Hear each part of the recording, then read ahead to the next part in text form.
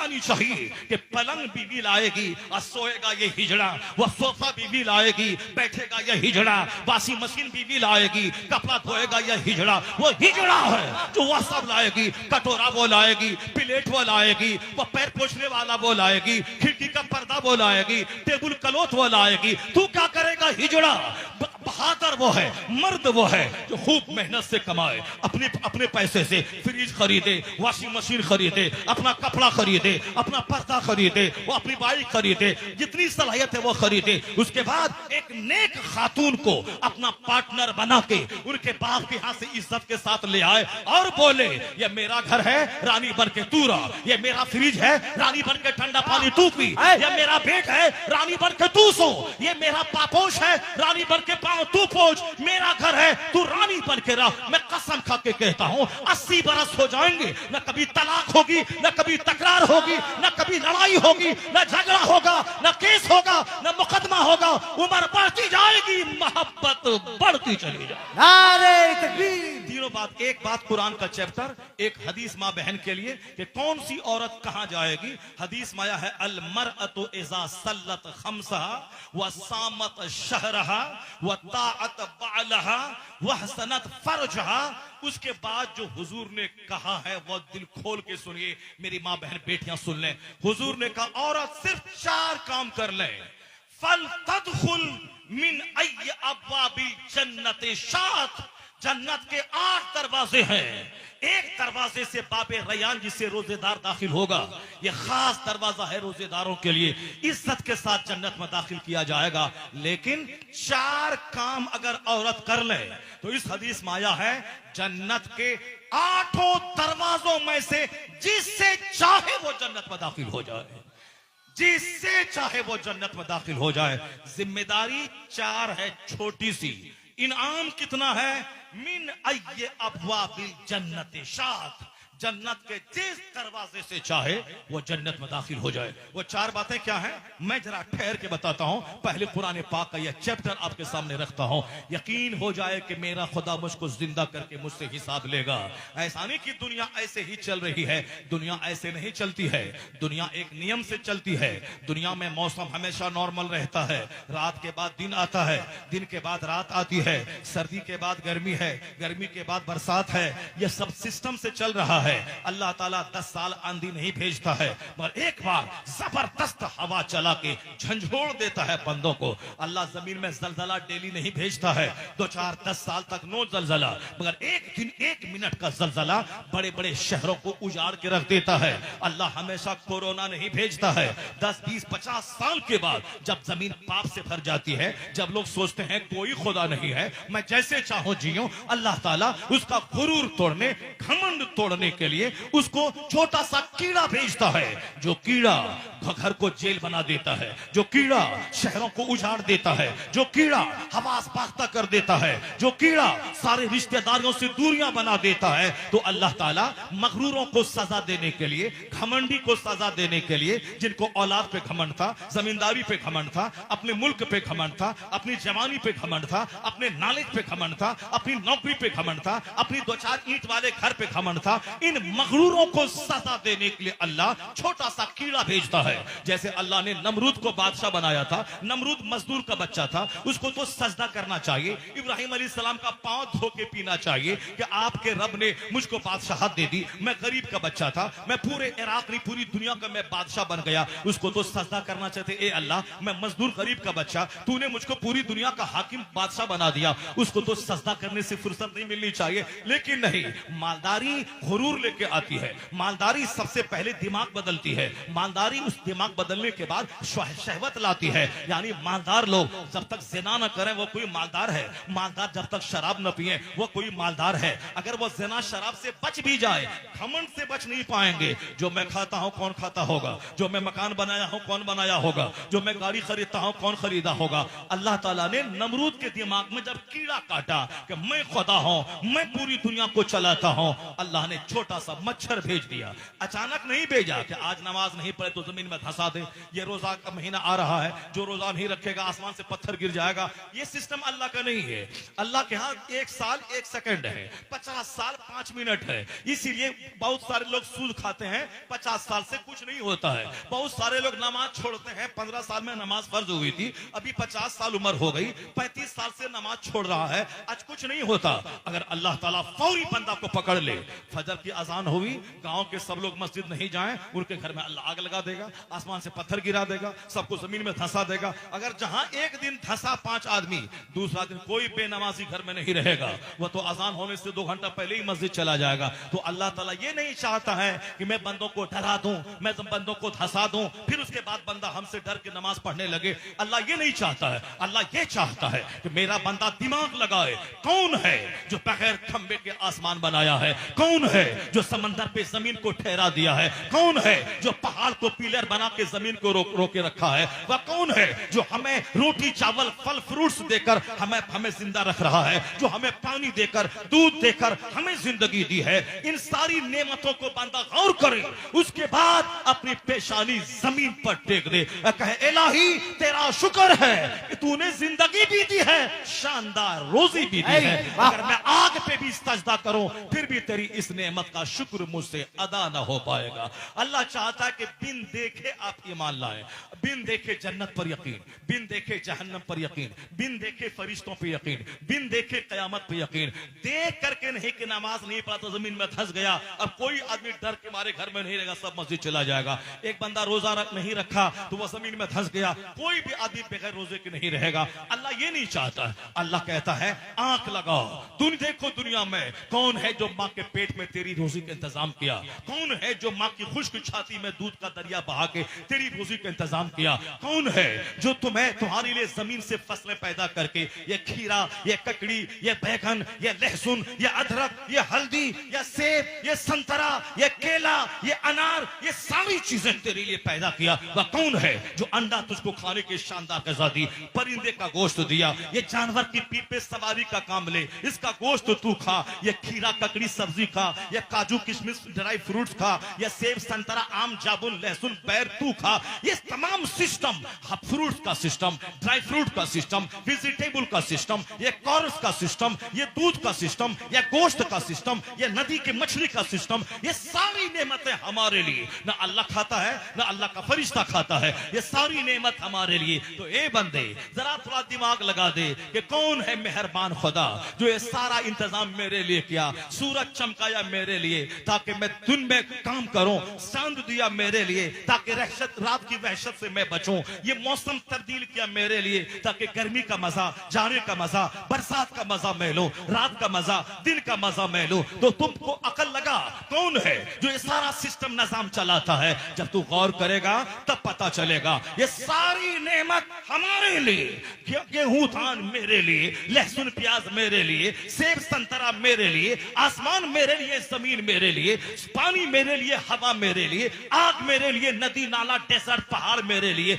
मैं किस काम के लिए? तो एक आवाज अंदर से आएगी, सारी नेमत तुम्हारे लिए और तुम्हारी पेशानी का सजदा नेमत देने वाले खुदा के लिए। सारी जिंदाबाद, सारी नेमत तुम्हारे लिए और तुम अल्लाह की इबादत के लिए, तुम अल्लाह की इबादत के लिए खूब रोटी चावल खा, खूब फजर में सजदा कर, जोहर में सजदा कर, असर में सजदा कर, मगरिब में सजदा कर, इशा में सजदा कर। फजर से लेके जोहर तक कोई नमाज फर्ज नहीं है।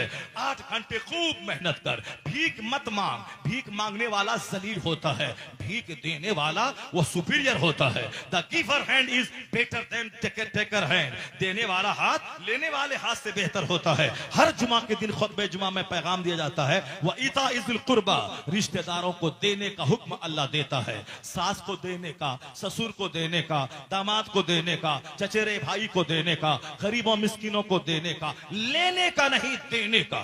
और जो देने वाला होगा वह जब तक पास में पैसा नहीं तो कहां से देगा? पैसा ऐसा दे हो हमारे पास कि मैं खुद खाऊं, गरीबों को खिलाऊं, मैं खुद खाऊं, अपने रिश्तेदार को दूं। ऐसा नहीं कि ईद के दिन मुझ चुरा के बैठ जाऊं कि ससुर वहां से सेवई भेज देगा, ससुराल से कपड़ा आ जाएगा, जाएगा, ससुराल वाला वहां से जूता चप्पल भेज देगा, नहीं भेजा तो मुंह फुला के बैठ जाए, अब उसके यहाँ नहीं जाएंगे। यानी 10 साल देता रहा तो वाह वाह, एक बार गरीब था बेचारा, नहीं दिया तो मुंह फुला के बैठ गया, नहीं जाऊंगा तुम्हारे घर में, नहीं जाऊंगा तुम्हारे घर में। ये सब हिजड़ों की कहानी है, ना मर्दों की कहानी है, खसीसों रजीलों जलीलों की कहानी है। क्यों जलील बनना चाहता है? तू बहादुर बन कि तू अपने बाप को भी दे, ससुर को भी दे, इतना कमा कि अपनी माँ को भी दे, सास को भी दे, इतना कमा अगर तेरा अपना भाई गरीब है उसे भी दे और अपना साला गरीब है उसे भी दे। ऐसा नहीं कि सास ससुर को तू नकार दे, नहीं, वह तेरी बीवी की माँ है, वह तेरी बीवी का बाप है या तुम्हारा बाप है। इतना कमा मेहनत से कि मैं अपने माँ बाप को भी दे, अपने सास ससुर को भी दे। हाथ मत फैला, मेहनत से कमा। अल्लाह फजर से लेके जोहर तक कोई नमाज फर्ज नहीं किया है, क्योंकि वह वक्त है कमाने का, वह वक्त है मेहनत करने का। मेहनत कर, कमा, मोहताज मत रह, हाथ मत फैला। रमजान के दिन में भिखारी मत बन जा। ज़कात देगा वो जिसके पास 1 लाख है 2500 निकालेगा, 1 करोड़ है 2.5 लाख निकालेगा, 100 करोड़ है 2.5 करोड़ निकालेगा। वह निकाल के अगर कोई मोहताज अपाहिज माजूर है उसको देगा, फकीर मिस्किन को देगा। तुम हाथ मत फैला। मुसलमान भिखारी कौम नहीं है कि रमजान के दिन में हर चौराहे पे भिखारी, हर सड़क पे भिखारी, जामा मस्जिद की सारी सीढ़ियों पे भिखारी, हर गांव समाज में भिखारी। यानी सबसे ज्यादा भिख मंगी कौम यही मुसलमान कौम हो गई है। जो ज़कात का सिस्टम यहाँ, फित्रे का सिस्टम यहाँ, शर्म कुर्बानी का सिस्टम यहाँ, सदका तो खैरात का सिस्टम यहाँ, जमीन से फसल पैदा हो उश्र का सिस्टम यहाँ। यानी क्या कहा? वआतू हक़्क़हू यौम हसादी, खेती कटने के दिन उसका हक निकाल दे, हक निकाल के मोहताज तक पहुंचा दे, फित्रा निकाल के मोहताज तक पहुंचा दे, ज़कात निकाल के मोहताज तक पहुंचा दे। मोहताज दरवाजे पे नहीं आएगा, वो उनकी खैरत नफ्स फना ना होगी, वह इज्जत नफ्स से खिलवाड़ नहीं करेगा, वह जलील और रुस्वा होकर अपना चेहरा काला करके तेरे सामने बेगैरत बन के हाथ नहीं फैलाएगा।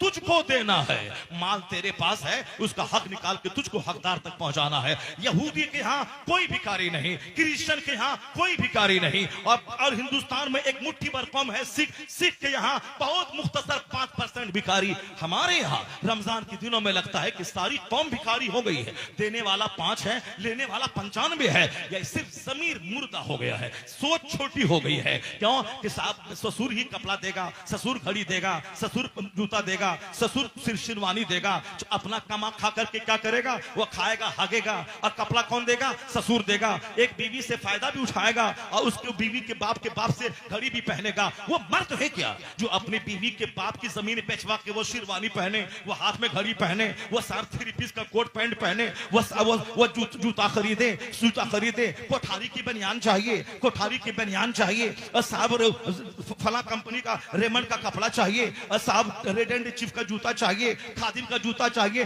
क्यों? ये सब कपड़ा खरीदने की रस्म। चलो साहब 5 आदमी उधर से, 5 इधर से, लड़का भी जाएगा, बोलेगा ये नहीं वो चाहिए, लड़का का बहनोई रहेगा, लड़का ऐसे धमक के रहेगा, बहनोई बोलेगा अरे ये नहीं वो कपड़ा चाहिए, जैसे इनका बाप कमा के उसको दे दिया है। अगर लड़की को तेरी जरूरत है तो तुमको भी लड़की की जरूरत है। अगर शादी लड़की की बंद हो जाए, ये मर्द जहर खा के मर जाएगा, ये दुनिया में जिंदा रहना मुश्किल हो जाएगा, ये रोजाना सर पटक पटक के मर जाएगा। 50 करोड़ का बंगला बना ले, अगर औरत नहीं है तो सारा घर कांटे का घर है। अगर फॉर्च्यूनर खरीद ले, अगर बीवी नहीं है तो कूड़े का टीन है वो। इसलिए तमाम फिक्स डिपॉजिट, तमाम महल, तमाम गाड़ियां, सबकी रौनक इस बीवी की वजह से है। अगर ये है तो घर घर घर घर घर की जीनत है, अगर ये नहीं है तो घर वो साहब कंगालों का घर है, वो भिखमंगों का घर है, वो साहब कब्रिस्तान से बदतर है जिस घर में औरत न हो। इनकी वजह से हमारी सेहत है, इनकी वजह से मेरी आंख गुनाहों से बचती है, इनकी वजह से मेरे बच्चे हैं, इनकी वजह से मेरा बच्चा मेरी निशानी है। क्या तुम अपने से बच्चा पैदा करेगा? अगर औरत न रहेगी तो तेरा बेटा कहां से पैदा होगा? जब सारी बहार इनसे है तो उनके बाप को रोला के 3 पीस पहनने का क्या मतलब है? उनके बाप की जमीन बेचवा के कार लेने का क्या मतलब है? उनके बाप को भीख मंगवा के 35 साल की सारी कमाई 35 मिनट में पानी की तरह बहा देने का क्या मतलब है? जब तुझको औरत की जरूरत है तो फिर उस औरत के बाप को रोला के ये मोटरसाइकिल, ये बुलेट, ये कार, ये कपड़ा, वो शर्म आनी चाहिए कि पलंग बीवी लाई लाएगी और सोएगा ये हिजड़ा, वह सोफा बीवी लाएगी बैठेगा ये हिजड़ा, वॉशिंग मशीन बीवी लाएगी कपड़ा धोएगा ये हिजड़ा, वो हिजड़ा है जो वह सब लाएगी। कटोरा वो लाएगी, प्लेट वो लाएगी, वो पैर पोछने वाला वो लाएगी, खिड़की का पर्दा वो लाएगी, टेबल क्लॉथ वो लाएगी। तू क्या करेगा? हिजड़ा। बहादुर वो है, मर्द वो है जो खूब मेहनत से कमाए, अपने अपने पैसे से फ्रिज खरीदे, वॉशिंग मशीन खरीदे, अपना कपड़ा खरीदे, अपना पर्दा खरीदे, वो अपनी बाइक खरीदे, जितनी सलाहियत है वो खरीदे। उसके बाद एक नेक खातून को अपना पार्टनर बना के उनके बाप के हाथ से इज्जत के साथ ले आए और बोले ये मेरा घर है, रानी बन के तू रह, ये मेरा फ्रिज है, रानी बन के ठंडा पानी तू पी, ये मेरा बेड है, रानी बन के तू सो, ये मेरा पापोश है, रानी बन के तू पोछ, मेरा घर है, तू रानी बन के रह। मैं कसम खा के कहता हूं 80 बरस हो जाएंगे, न कभी तलाक होगी, न कभी तकरार होगी, न कभी लड़ाई होगी, न झगड़ा होगा, न केस होगा, न मुकदमा होगा। उम्र बढ़ती जाएगी, मोहब्बत बढ़ती चली जाएगी। नारे तकबीर, नारे रिसालत, मसलके आला हजरत, अजमत इस्लाम, इस्लाहे मुआशरा का सरजमीन रौनिया। दुआ करके अल्लाह तुझे दौलतमंद बनाए ताकि तू फितरा निकाले, तू ज़कात निकाले, मांगने वाला मत बन, देने वाला बन। तुम्हें मालूम है हजरत इब्राहिम बिन अदहम के पास शफीक बल्खी आए, कहा हुजूर मैं कमाने के लिए वतन से बाहर जा रहा हूँ, अब 1 साल के बाद आऊंगा। कहा ठीक है जाओ, कमाने के लिए जाना चाहिए। अलकासिबु हबीबुल्लाह, कमाने वाला अल्लाह का दोस्त होता है, मेहनत मुशक्कत से कमाने वाला अल्लाह का दोस्त होता है। नेक ताजिर तिजारत करने वाले मुत्तकी ताजिरों का हश्र कयामत के दिन नबी सिद्दीक शुहदा के साथ होगा। इसलिए सिर्फ नफल पढ़ना कमाल नहीं है, अपने बाल बच्चों को इज्जत से रखने के लिए हलाल कमाई करना यह भी बहुत बड़ी इबादत है। हाँ अलबत्ता नमाज़े पंजगाना के बाद ये सारी चीजें इबादत है। नमाज़े पंजगाना के बाद नमाज छोड़ करके चाहे बेटी पालें, चाहे बेटा पालें, चाहे कुछ भी करें, सारी कोई नेकियां लटकी हुई रहेंगी। नमाज छोड़ने के बाद कोई नेकी काम नहीं आएगी। हाँ नमाज पढ़ने के बाद अगर बिजनेस करें, तिजारत करें, टोकरी में सेब लेके बैठ जाएं, अनार लेके बैठ जाएं। मैं कहता हूं हमारा बच्चा बोलता है नौकरी नहीं मिलती है, मैं पढ़ के क्या करूंगा? तो तू नौकर बनने के लिए पढ़ता है क्या? पढ़ता है बंदा नेक बनने, मुहज्जब बनने, शरीफ बनने, समाज का अच्छा इंसान बनने। आजकल बच्चा पढ़ता है नौकर बनने के लिए। नौकरी नहीं मिली तो अब ये नहीं पढ़ाई करेगा तो जानवर से समाज भरता जा रहा है। तुझे अल्लाह ने बादशाह बनाया था कि तू तिजारत कर। तेरा पैगंबर तिजारत किया है, सिद्दीक अकबर ने बिजनेस किया है, उस्मान गनी ने इस बिजनेस किया है। बोलेगा नहीं बाबा वो तो सिद्दीक अकबर थी बिजनेस किया है, बिजनेस करने के 10 लाख रुपए चाहिए। मैं कहता हूं नादान सिद्दीक अकबर अफजलुल बशर बादल अंबिया, नबियों के बाद सबसे अफजल है। खलीफतुल मुस्लिमीन बनने के बाद कांधे पे चादर ले लिया और गली में बेचने के लिए निकल गए। जब अफजलुल बशर बादल अंबिया वह कांधे पे चादर डालकर वह बिजनेस करने निकल रहे हैं तो तू अपने आप को टिस्मार खा समझता है। अगर 10 साल मदरसे में पढ़ लिया तो क्या हो गया? क्या सोचता है तुम? सिद्दीक अकबर तो तिजारत करने, कपड़ा कांधे पे लेके चले जाए। उस्मान गनी मक्का में करोड़ों की दौलत छोड़ के मदीना आ गए, मदीने में पनीर लेके बैठ गए, मदीने में दूध लेके बैठ गए। करोड़ों की जायदाद अल्लाह के लिए छोड़ी थी तो अल्लाह ने इस छोटे से बिजनेस में बरकत दे दी। उससे ज्यादा दौलत है मदीने में अल्लाह ने उस्मान को अता फरमा दिया। अल्लाह से सौदा करके तो देख, तो कौन 10 लाख रुपए लेके बैठेगा? 10,000 की सेब लेके बैठ जा, 10,000 का कपड़ा लेके बैठ जा, 10,000 की सब्जी लेके बैठ जा। अल्लाह चाहेगा उस्मान गनी का सदका मिलेगा। ये 10,000 लेके आज बैठा है, कल 10 करोड़ वाला हो जाएगा, 10 अरब वाला हो जाएगा। जब हिंदुस्तान में मुकेश अंबानी का बाप धीरू भाई अंबानी अमेरिका में मजदूरी करने गया था, आज उसका बेटा दुनिया का 10 टॉप मालदारों की सूची में एक नाम उसका है। हिंदुस्तान के 150 करोड़ लोगों में सबसे बड़ा नाम मुकेश अंबानी का है। उनका बाप मजदूरी करता था, उनका बाप बोलता मैं मजदूरी कर रहा हूं, मैं कैसे अरबपति बन जाऊंगा? गवर्नमेंट से मैं ले लेता हूं लोन 50 खरब रुपया, उसके बाद बिजनेस करूंगा, और बिजनेस नहीं चला तो जहर खा के मर जाऊंगा। कर्ज लेके बिजनेस मत कर, बल्कि हलाल तरीके से कर। मजदूरी 10,000 लेके बैठ जा, 500 रुपए का आम लेके बैठ जा, फिर अल्लाह पर भरोसा कर, अल्लाह तुम्हें अरबपति बना देगा, करोड़पति बना देगा। नौकर क्यों बनना चाहता है? वअदल्लाहु लज़ीना आमनू व अमिलुस सालिहात मिनहुम लयस्तखलिफन्नहुम फिल अर्द। अल्लाह ने वादा किया है जो ईमान लाएगा, नेक बनेगा, अल्लाह उसे इस जमीन का बादशाह बना देगा, इस जमीन का खलीफा बना देगा। तो तू बादशाह बनने आया आया है, नौकर बनना चाहता है, 10 लाख ले लीजिए नौकरी दे दीजिए, 20 लाख ले लीजिए नौकरी दे दीजिए, 40 लाख ले लीजिए नौकरी ले लीजिए। ये रिश्वतखोरी का काम क्यों करता है? यह रिश्वत देना हराम, पहले ही दिन हराम से जरिए माश का इंतजाम क्यों कर रहा है? अल्लाह पर यकीन नहीं है, इसलिए मारे मारे फिर रहा है। वमन यतफक्कल अल्लाह फहुव हस्बु। गौसे पाक के पास 4 बीवियां थी, 49 औलाद थी। पूछ उनसे कैसे आपने 4 बीवी को पाला, न लड़ाई न झगड़ा, 49 औलाद को पाला?